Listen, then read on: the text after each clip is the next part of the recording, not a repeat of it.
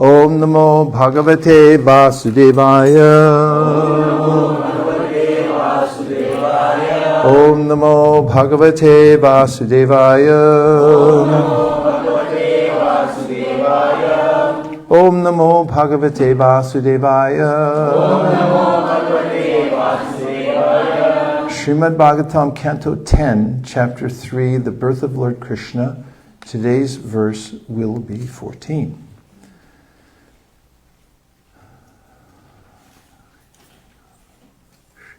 Agre trigunatmakam tad anu tvam pravishta iva bhavyase. Saeva svapakrityedam Srishtva-gre trigunatmakam tad anu tvam pravrishta tad anu tvam pravrishta pravishta iva bhavyase. Word for word, sa, he, the Supreme Personality of Godhead. Eva, indeed. Swaprakritya, by your personal energy. Mayadyakshena prakriti suyate sacharacharam. Idam, this material world. Srishtva, after creating. Agre, in the beginning. Triguna-atmakam, made of the three modes of energy. Sattva, rajas, tamoguna. Tat anu, thereafter. Tvam, your lordship. He, indeed. Apavrishta, although you did not enter. Pravishta iva, you appear to have entered. Bhavyase, are so understood. My Lord, you are the same person who in the beginning created this material world by his personal external energy. After the creation of this world of three gunas, sattva, rajas, and tamas, you appear to have entered it, although in fact you have not. Srila Prabhupada's purport. In Bhagavad Gita 7.4, the Supreme Personality of Godhead directly explains, Bhumir apo nlo vayu kambano bhutir evacha ahankara ityame na prakritir ashtada.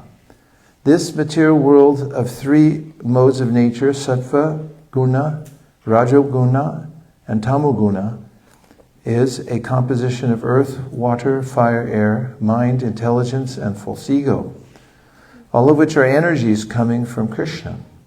Yet Krishna, being always transcendental, is aloof from this material world. Those who are not in pure knowledge think that Krishna is a product of matter and that his body is material like ours. Avajananti mamudha. In fact, however, Krishna is always aloof from this material world. In the Vedic literature, we find the creation described in relationship to Mahavishnu, as stated in the Brahma Samhita 535, Ekopya saura charitun jagadanda kotim, yashakti rasti jagadanda chaya yadantaha, andantarasta paramanu chayantarastam, govindamadi purusham tamaham bhajami. I worship the primeval Lord Govinda, the original personality of Godhead. By his partial plenary expansion as Mahavishnu, he enters into material nature. Then he enters every universe as Garbhadakshayi Vishnu, and he enters all the elements, including every atom of matter, as Shiradakshayi Vishnu.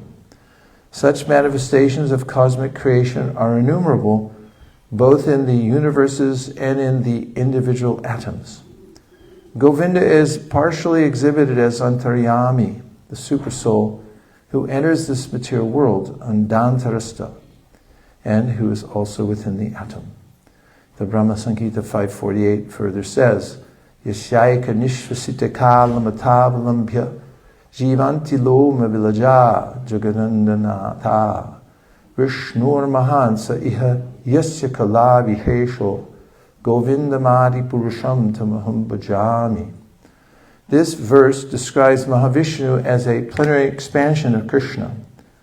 Mahavishnu lies in the causal ocean, and when he exhales, millions of Brahmandas, or universes, come from the pores of his body.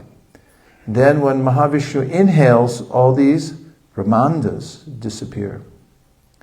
Thus the millions of Brahmandas, controlled by the Brahmas, and other demigods come and go in this material world through the breathing of Mahavishnu. Foolish persons think that when Krishna appears as the son of Vasudeva, he is limited like an ordinary child. But Vasudeva was aware that although the Lord had appeared as his son, the Lord had not entered Devaki's womb and then come out. Rather, the Lord was always there. The Supreme Lord is all-pervading, present within and without. Pravishta iva bhavyase. He only seemed to have entered the womb of Devaki and to have now appeared as Vasudeva's child. The expression of this knowledge by Vasudeva indicates that Vasudeva knew how these events took place. Vasudeva was certainly a devotee of the Lord in full knowledge, and we must learn from devotees like him. Bhagavad Gita 4:34 therefore recommends tadvidhi paripatena prashnena sevaya upadekshanti te jnanam jnaninas tattva darshana. Just try to learn the truth by approaching a spiritual master, inquire from him submissively, and render service unto him. The self-realized soul can impart knowledge unto you, because he has seen the truth. Vasudeva begot the Supreme Personality of Godhead, yet he was in full knowledge of how the Supreme Lord appears and disappears. He was therefore tattvadarshi, a seer of the truth, because he personally saw how the Supreme Absolute Truth appeared as his son. Vasudeva was not in ignorance, thinking that because the Supreme Godhead had appeared as his son, the Lord had become limited. The Lord is unlimitedly existing and all-pervading, inside and outside. Thus, there is no question of his appearance or disappearance. I offer my respectful obeisances to His Divine Grace A.C. Bhaktivedanta Swami Prabhupada and to all of the assembled devotees. Vancha kalpataruscha kripasinabhevacha patitanam pavanibhyo vaishnavebhyo namo namaha.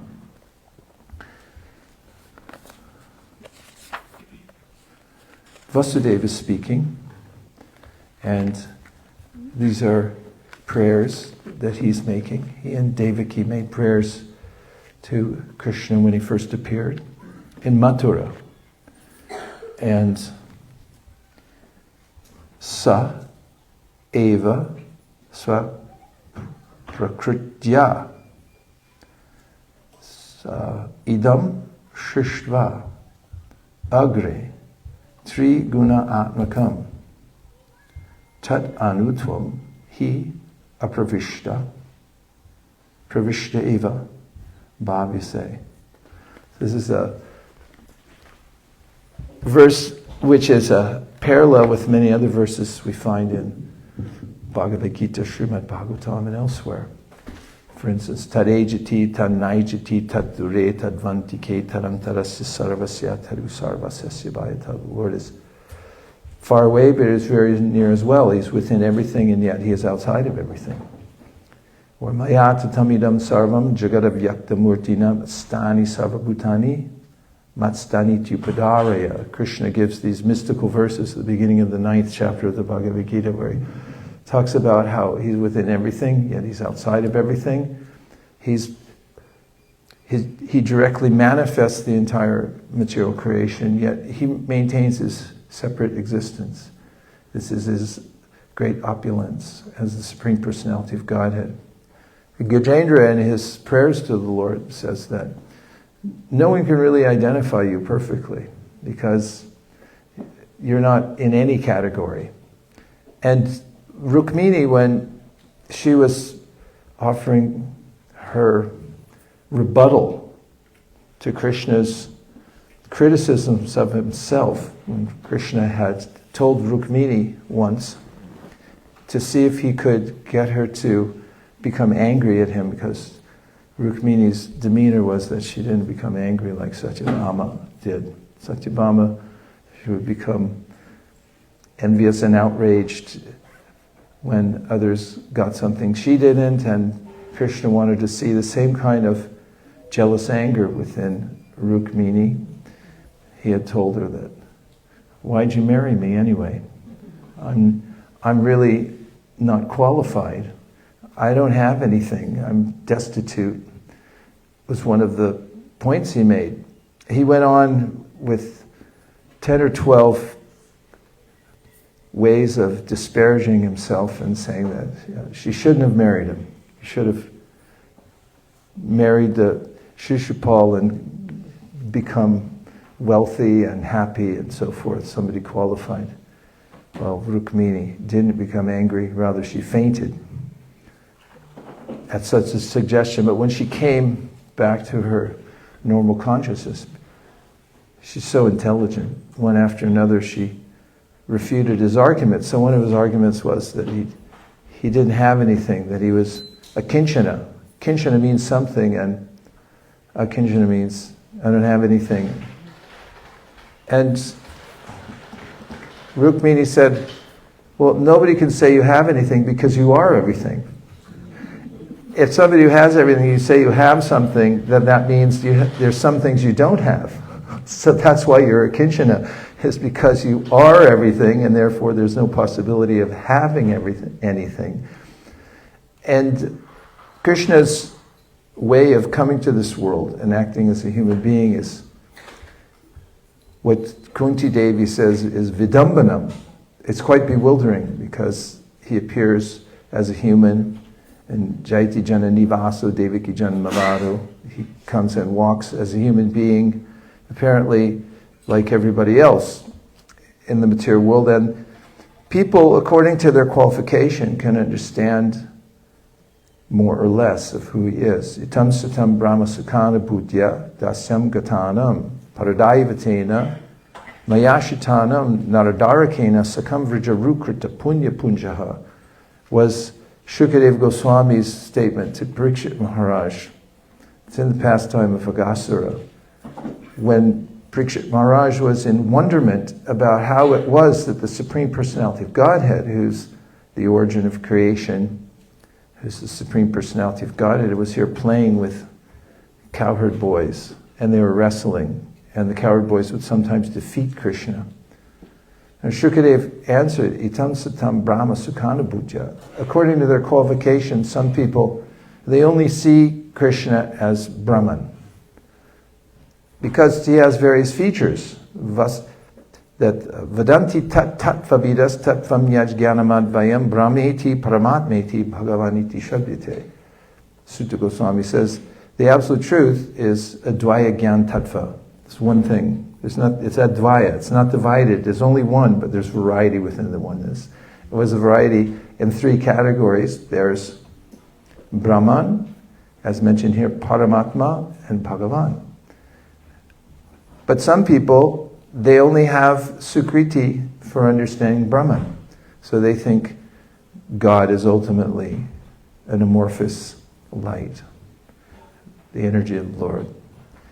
And then there's some, he says, dasyam gatanam paradaivatena. Some have a disposition to seeing Krishna as God. So they worship him ceremonially in Vaikuntha with solemn hymns and prayers. And when Gopakumar comes to Vaikuntha on his circuitous route to coming to Goloka Vrindavan where he belongs, because he's a cowherd boy. He stops there, and when he sees the Lord of Vaikuntha with 4 arms, he actually sees Gopal with a flute. And in fact, Krishna, feeling the bhava of Gopal Kumar there in Vaikuntha, is finding it hard to maintain 4 arms. Because he's controlled by the love of his devotees. In any case, Gopal Kumar, amidst the pageantry in Vaikuntha, they're like, "Hey Gopal!" And everyone's like, "What are you doing?" Dasyam gatanam paradaivatena. They say, "Oh, this is the Paradevata. He's the Supreme Personality of God, and he's God. Don't think, what are you doing here?" Narada pulled him aside and said, "Yeah, don't worry, you don't belong here. You're going a different place."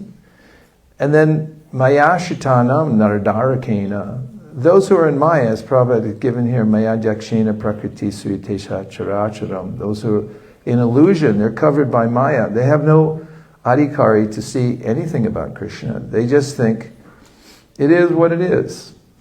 Material nature is just my home. This 6-pack of beer is my favorite drink, and I go to work. That's all I do. Mayāśitānaṁ naradarakena. Ordinary people, they're illusioned by the material covering, so they don't see anything. They don't see God in anything. They just work and have a little hooch later and drink beer. So they're an illusion. But Sakamvrajaru krita punya punja, those who have accumulated bhakti unmukhi sukriti, the benefit of association with pure devotees, and then develop the qualification to understand the Supreme Personality of Godhead Krishna, he says, krita punya punjaha. They have so much devotional credit, they're able to play with Krishna as cowherd boys, as if they're equals. And so in this verse, we're getting an overview of the ways in which Krishna expands as in the Mangalacharana of the Sri Chaitanya Charitamrita. There's a description, Maya Janda Bharta Sangashrayanga Shete Shakshat Karanam Bodhi Madhye Yashai Kamsa Shri Pumana Adidevas Tamshi Nityananda Ramam Prapadye Mayati Te Vyapi Vaikunta Loke Punaishvarya Shri Chaturvyuha Madhye Rupam Yasyeha Tato Palabhyam. There's a way in which Kaviraj Goswami begins the Chaitanya Charitamrita explaining how Chaitanya Mahaprabhu is the Supreme Personality of Godhead, and then he talks about how the Supreme Personality of Godhead expands. And just as the first expansion of Krishna is Balaram, then from Balaram comes the Chaturvyuha, then Mula Sankarshan, then the second Chaturvyuha, and then there's Mahavishnu, who lies on the Karna ocean, and it's Mahavishnu's glancing at the material nature that stimulates it with the time, energy, and the 3 modes of material nature. And the Pradhan, which is in a neutral state, then becomes energized. And then Garbhadakshay Vishnu enters within each one of the manifested universes. And then from Garbhadakshay Vishnu comes Brahma from the lotus stem. And then the Lord expands again, Shirdakshay Vishnu. And as Prabhupada quotes here, Yashchakshir Esha Shabita Sabaka Sakalagrahanam Rajasamasta Suramurti Rashesha Teja Yashyagnaya Brahmati Sambrita Kala Chakra Govindamadi Purusha. He enters within every atom and within the heart of every living being. And so what Vasudeva is saying here, because although apparently the Lord is appearing as his son, it's doesn't make complete logical sense, because in Mathura the Lord appears as Vasudeva Krishna with 4 arms and a helmet and all jewels and total effulgence. But Vasudeva and Devaki have some Vatsalya ras, obviously. But there's Vasudeva and Devaki worrying about, especially Devaki worrying about how Kamsa is going to come and kill him. But there he's standing as Narayan.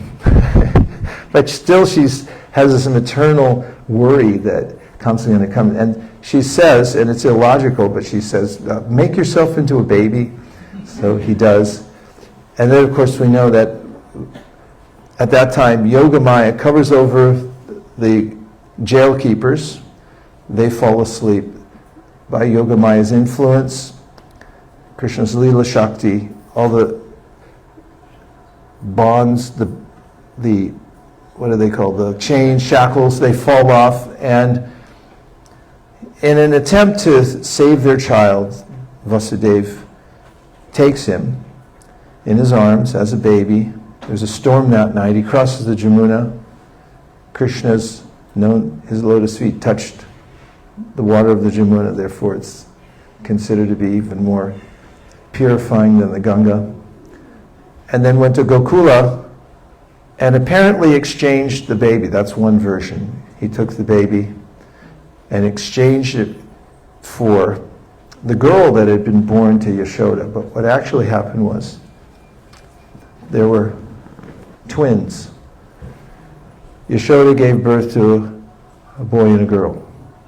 And when Vasudeva took baby Krishna there, Vasudeva Krishna merged into Krishna, who was really born from Nanda and Yashoda. It was like a real human birth. Of course, Kunti says, Maya javani kashtanam agnadhoksajamabhyam nalakshase mudadrisha nato natya daroyata. It's all a big play. And as being pointed out here, Krishna's already here. It does not like he has to descend or appear. He just does so magically. But for the Bhoma Vrindavan Leela, Krishna's really born. It's like he's a real human child.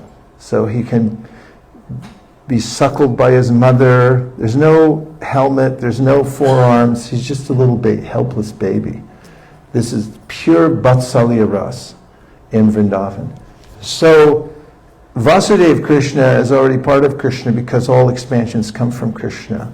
He's the source of all expansions. So Vasudeva then merges back into Krishna, Bhagavan. And then Vasudeva picks up the girl and brings back. And of course Kamsa tries to kill her, and she says, ha ha, you fool, I'm Durga. And then he gets a lot of respect for his sister because he's a worshiper of Durga and said, how'd you give birth to Durga? All these are going on by Krishna's internal potency, manifesting in various ways. We see throughout his pastimes, for instance, Narada Muni goes to Dwarka and he wants to see how Krishna is maintaining his 16,108 wives, what to speak of palaces. Now you built this temple, you know how much it takes to maintain it, right? And so now there's 16,108 palaces. Good luck with that. But Krishna perfectly maintains everything by his perfect energies. What's more, when Narada goes there to Dwarka, he sees in the first house, before he could even approach the door, Krishna comes out and greets him, offers obeisances, brings him inside, washes his feet, worships him with puja.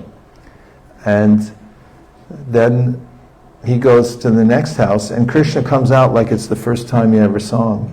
And Narada's like, noticing that in every place, Krishna's doing something different. One place he's playing chess, another place he's making some strategy with Uddhava, sometimes he's playing with his children. And Narada, amazed at this, just wonders at the great opulence of the Lord, who every day walks out of his 16,108 palaces, and each one of the residents of the palaces and anyone in the vicinity see him as the one Krishna in that one palace. And he comes out, and on his way to the Siddharma assembly house, all the Krishnas come back into one Krishna, and then he enters within the Siddharma. What's more, we notice that Chaitanya Mahaprabhu, who's Krishna himself at Ratha Yatra, he devises, he's was it 7 kirtan parties, and organizes them. And then when the Rath Yatra starts, several devotees, including Prataparucha and some others, can see that Lord Chaitanya Mahaprabhu is actually dancing in all the kirtan parties. So this is not a big deal for Krishna, because he's already everywhere. He's already within every atom. And what can we take from this? We could understand that Tadejiti Tannaijiti, although the Lord seems to be far away, he's very near as well. And he's fully responsive to us at every moment. There's a way in which, in the Bhagavad Gita, Krishna emphasizes this. He said, Ishvara sarvabhutanam hridaya dunatishtati brahmayan sarvabhutani yantra rudrani maya. He said, I'm with you. So you can remember that I'm with you all the time. And once when I was living in the New York Temple, 340 West 55th, between 8th and 9th in New York City, and the Sankirtan, because of some I forget, it was a holiday or something, was slowing down in New York, and my Sankirtan leader, Ramapad Maharaj, I think he was Ramapad Das Brahmachari at that time, said to me, oh, you should go on traveling Sankirtan. I said, who am I going with? And he said, just by yourself. I said, really? I thought we were supposed to always go with somebody. And he said, just remember, Prabhupada said, you're never alone. Krishna's always in your heart. And it was the best 2 weeks of my life, driving out in a van they gave me from the temple. It had no heat, I found out halfway down the turnpike. But Krishna arranged for everything. And those who take to Krishna consciousness, Krishna says, teṣāṁ satata-yuktānāṁ, bhajatāṁ prīti-pūrvakam, dadāmi buddhi-yogaṁ tam yena upayānti te. I have a very intimate relationship with every one of you, he said. I'm in your heart. And if you want to know me, if you sincerely inquire, I'll give you full intelligence how you can come to me. I'll illuminate your heart. Teṣāṁ evānukampārtham, aham ajñāna-jaṁ tamaḥ, nāśayāmy ātma-bhāva-stho, jnāna-dīpena bhasvatā. I'll light up a lamp in your heart, he said, and I'll destroy the ignorance, the darkness for you. So we could understand from this pastime of Krishna's appearance, this Janamashtami pastime, when he comes, that he's demonstratively showing himself to the world. Anugrahāya bhaktānāṁ, mānuṣaṁ deham. He specifically comes and shows that I'm here and I'm fully available to every one of you, and that if you sincerely take to the process of devotional service, you can come to know me. Om Tat Sat. Now we'll take a few reflections or questions, because we just have a few minutes left. Yes, Sharanagata. Hare Krishna Guru Maharaj, what a wonderful class. Thank you so much. So there is written in the purport that like how Krishna merges with the Devaki's son Krishna, merges into the Yashoda's son Krishna. And we know that this merging is different from what impersonalists they aim for the merging, and also that like after the annihilation, all the jivas merges into the Mahavishnu. So can you please just little bit let us know that what is the difference exactly, like how Krishna merges into that Krishna versus we jivas merging after annihilation to Mahavishnu, and then impersonalist aiming for the merging into the Brahman. Krishna is Bhagavan. Ete chamsa kalapumsam Krishnastu Bhagavan Swayam Indrari Vyakulam Lokam Hridayanti Yuge Yuge. This is the primary verse that the Goswamis, our acharyas, point to in the Srimad Bhagavatam to understand Srimad Bhagavatam, that the Supreme Personality of Godhead is the origin of all other manifestations. Departure eva hita shantanamabhipeta dipayate vrivata heta samana dharma yastadrageva hicha vishnu chaya bipati govindamari purusham tamaham bhajami. Brahma says there's one original candle, and then it lights many other candles. They have the same quality, they're fire, but there's still one original candle. And Krishna is that origin. Even though he expands himself, for instance, as Balaram, we know this is his first expansion. Balaram then he's Krishna, but he has a different abhiman, or mood. His attitude is, I'm a servant of Krishna. And that's what all the different manifestations or expansions of Krishna have, is this mood of, I'm serving the Supreme Personality of Godhead. And Balaram, even as the first expansion of Krishna, and non-different from Krishna in the Brahma Vimohana Lila, you'll find near the end of that, or 3/4 of the way through that Lila, Balaram starts to wonder what's going on in Vrindavan, because we all know that when Krishna went for a picnic after slaying Aghasura, he's Agadamana. He crushes Aga. And then he goes to have a picnic with his friends, and then the calves wander off, and his friends say, oh, we have to go get our calves. And Krishna, no, you stay, please, take prasadam, I'm going to go get the cows. And he goes off, and when he comes back, he finds that they've been purloined. And Brahma has played a trick by stealing them, so Krishna, stealing them means the cows and the boys. And then Krishna, understanding Brahma's mischief, expands himself into all the calves and all the boys. And it's not AI expansion, it's perfect, infallible expansion, Om Purnamada Purnamidam style. And then they all go back to Vrindavan, do the boys and the cows, and now the parents of the boys have infinitely more affection for them than they did before. This was Krishna fulfilling the desires of the residents of Vrindavan, because they all wanted to be Krishna's mother and have that intimate touch with him, so he fulfills the desires of all devotees. So this is how he did it. And in Vrindavan, when they all went back, then although they thought they were embracing their sons, they were actually embracing Krishna, because they're direct manifestations of Krishna.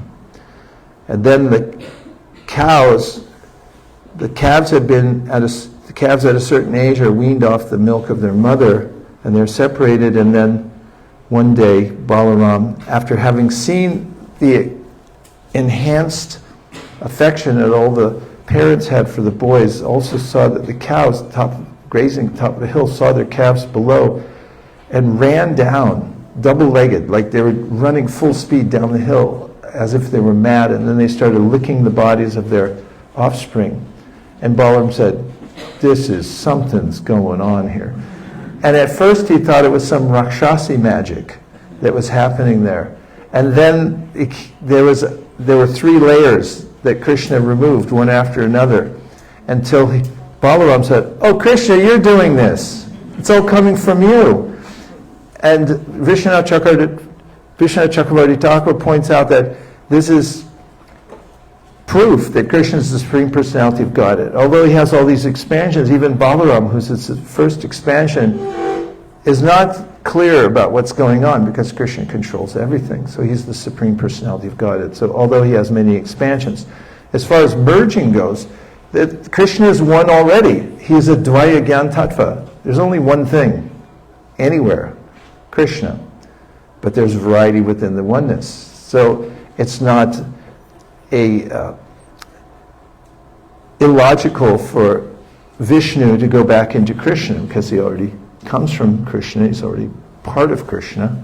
So Krishna has unlimited energies. Parasha Shakti Vivadaiva Shriyate Svabhavika Jnana Balakriyacha.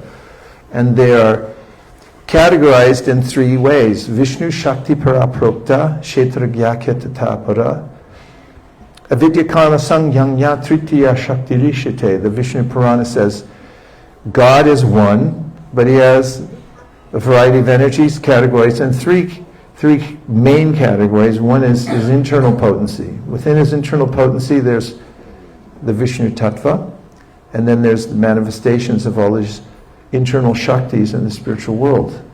And then there's, which includes Ladini, Sandini, Samvit Shaktis. Then externally, he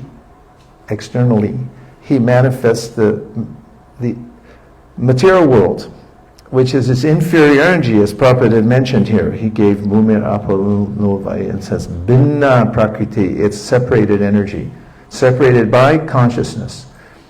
And then There's a third energy. Anybody want to guess what it is? Huh? All of us. Little marginal energies, which is for Krishna's pleasure. He manifests himself unlimitedly. Eko bahusham. He's one, but he expands himself unlimited. He's one, but Radha Krishna pranaya vikriti hladini shaktira ekatmana api pura beda bedan katau. Beda. He's one, but he divides himself. Why? For his own bliss. And so those expansions coming back together again, they're already together. It's just an idea that they're merging back into one, but it's all Krishna anyway. And it's just a matter of how they're positioned.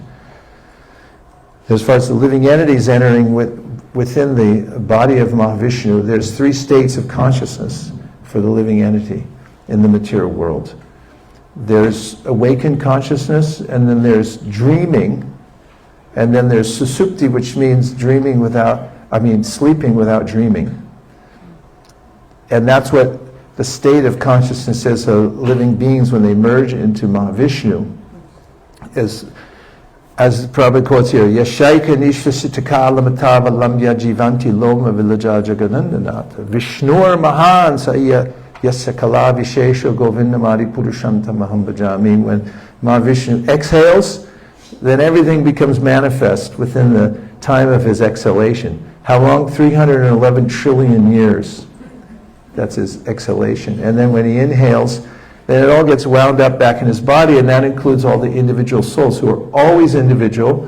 They're parts and parcels of Krishna. They remain individuals, and they're eternal. But when they go back into the body of Mahavishnu, they're in a suspended state. And susupti. It's sleeping without dreams, and it's not that they're unconscious, it's just that they're conscious of nothing. And then, when they're manifest again, Asau gunamayir bhavir bhuta sukshmendriyatmabi swadmirmiteshu nirvishto punkte bhuteshu tadgunan. Bhagavatam says, as soon as the souls re-enter the world after being within Mahavishnu, then Asau gunamayir bhavir bhuta sukshmendriyatmabi. Sukshma means very subtle.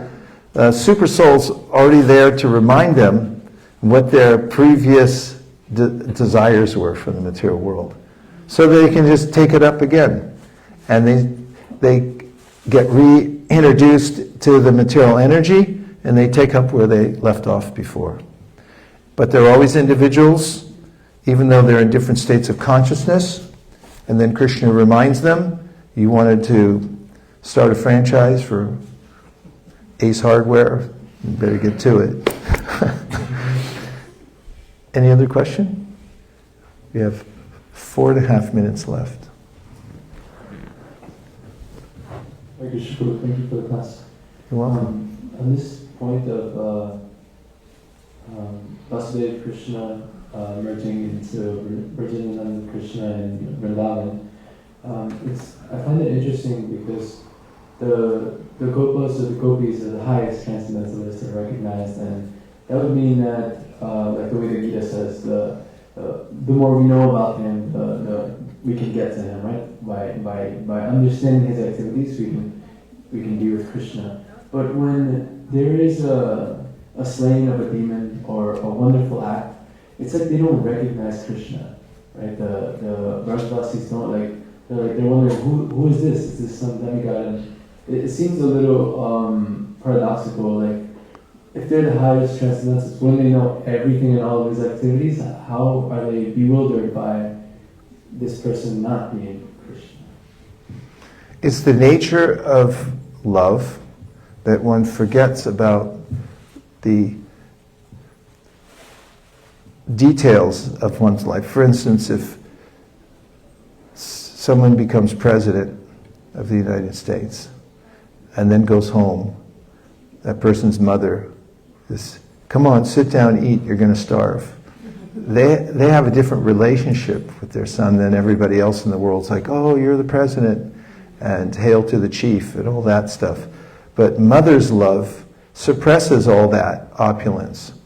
In fact, you hear from some kids who attain high positions, and sometimes the parents, they're not even aware of what those positions are. For instance, somebody maybe comes from a small village and then goes home and says, yeah, I'm the president of MIT. It's like, that's nice.